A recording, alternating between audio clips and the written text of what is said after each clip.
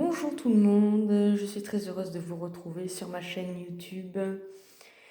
Il y a quelque temps de cela, j'ai fait une vidéo sur la marqueterie de paille colombienne dont j'avais fait ce petit carré avec la marqueterie de paille colombienne. Alors pour ceux qui n'auraient pas vu cette vidéo, j'explique rapidement ce qu'est la marqueterie de paille colombienne, c'est-à-dire qu'il faut coller des pailles sur une feuille de papier craft, les unes à côté des autres, sans qu'elles se chevauchent, les mettre sous presse pour qu'elles sèchent bien et qu'elles soient bien aplaties, et ensuite les couper en petits morceaux, dans le sens de la longueur. Il ne faut pas que ça dépasse 3 mm. Donc après, en fonction, alors là j'avais fait des planches de plusieurs couleurs pour que l'on puisse pour pouvoir réaliser ce petit modèle. Et comme vous le voyez, après on fait des motifs. Alors là c'est un exemple, bien sûr, il y a toutes sortes de motifs possibles. Voilà ce que ça donne quand on a coupé les planches que l'on a réalisées. Et aujourd'hui, je voulais vous partager une astuce pour la marqueterie de paille colombienne qui vraiment vous évitera toutes ces étapes.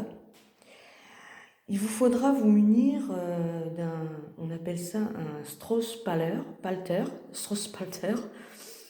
Voilà, ça se trouve dans les magasins de marqueterie de paille, sur le site Rotin Filet, ils en vendent.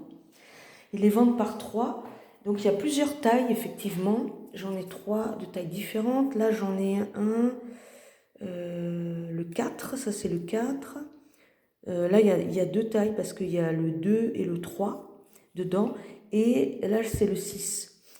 Et pour ce que je vais vous montrer comme astuce, il faut utiliser le 6 parce qu'il fait 6 brins.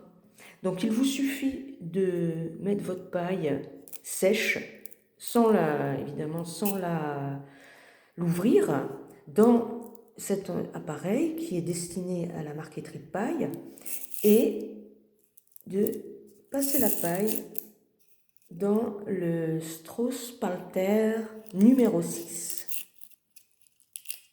Et vous obtenez exactement la taille que vous utilisez pour faire de la marqueterie de paille colombienne. Donc c'est très intéressant parce que vous évitez plusieurs choses. Vous avez 3 avantages. Vous n'avez pas de collage sur le papier, donc c'est un gain de temps.